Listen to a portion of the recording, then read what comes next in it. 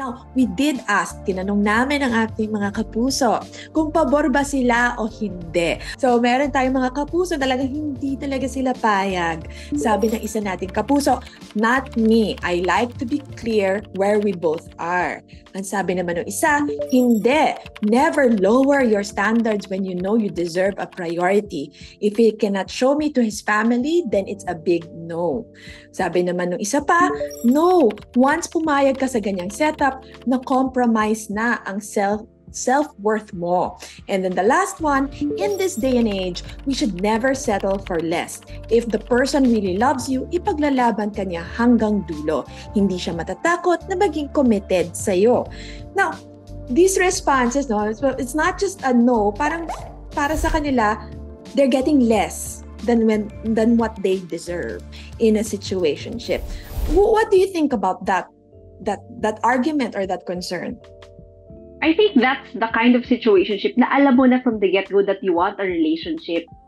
But for some situationships kasi, like, for example, the ones I've experienced is we're both not sure if ano ba gusto natin out of this, if this is even gonna work. That's why you end up in a situationship. But then for some people, parang kagaya nga po nung mga nag-comment na relationship talaga na yung end goal nila with the person. And kung mapupunta nga naman sila sa situationship, parang short-change na naman sila dun. Kasi sila ready to go all in na into a committed relationship and the guy is not or the girl is not.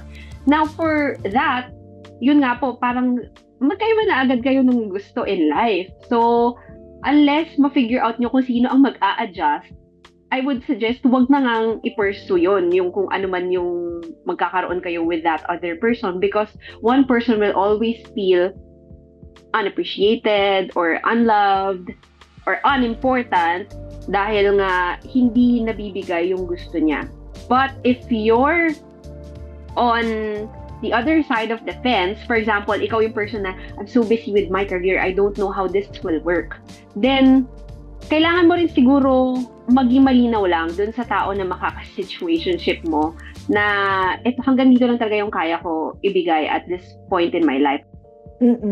Yeah, so parang hindi na ngangahulugan that people who enter into situationships or are open to such an arrangement ay hindi binavalue ang commitment. In some cases, they take it so seriously that they don't want to just commit lightly. No, to anyone. Kasi in a way, mas natatakot ako sa tao na nag-I love you ka agad. Yes. Kesa sa taong mabaga, matagal bago mag-I love you. Kasi at least by the time nag-I love you siya, okay, pinag-isipan niya talaga. Diba?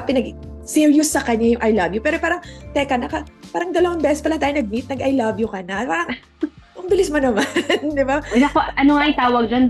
Love bomber. Okay, Yan yun. Yung parang kakakilala nyo lang, ay, love niya na ako agad. Ang dami niya, parang mega jowa vibes na siya kaagad.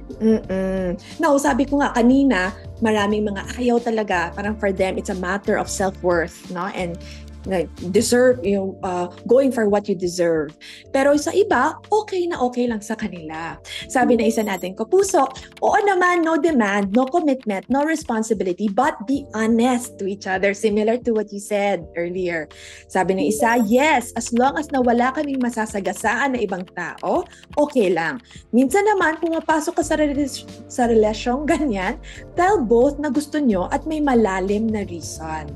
Yan. So I think karamihan naman sa kanila, sabi nila, yes, and as long as nag-agree kayo, it's being parang ethical, non-monogamy, kumbaga, kung hindi kayo monogamous, diba parang it's agreed upon, wala naman kayong, you're not hiding it, no, from anyone, you're not deceiving anyone.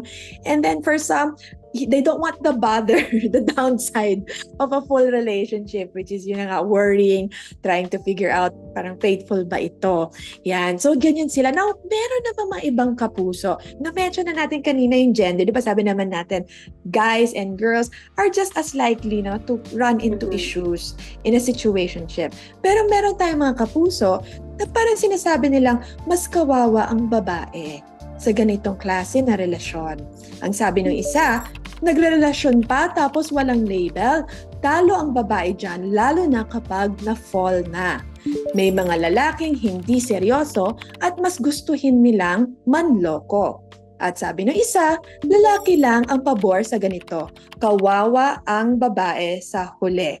So, I know parang sa kanila, no, parang now we're just showing actually women, no, can genuinely want these situationships, no, for variety of reasons.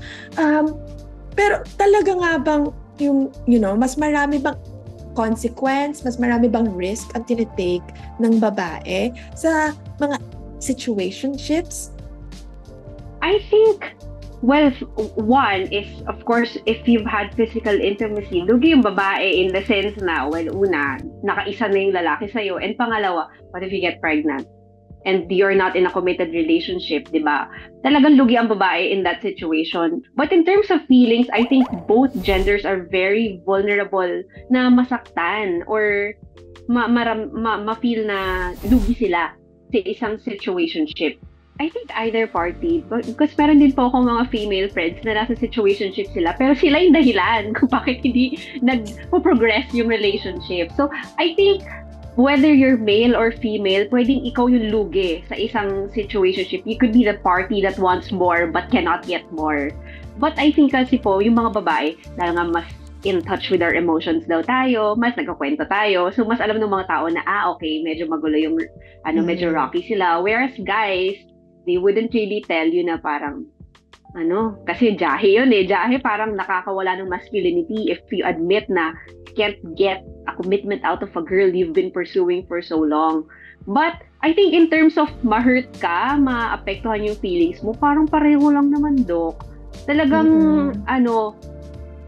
mapababae or lalaki kapag hindi pa ready sa relationship, parang magiging stuck in a situationship talaga sila.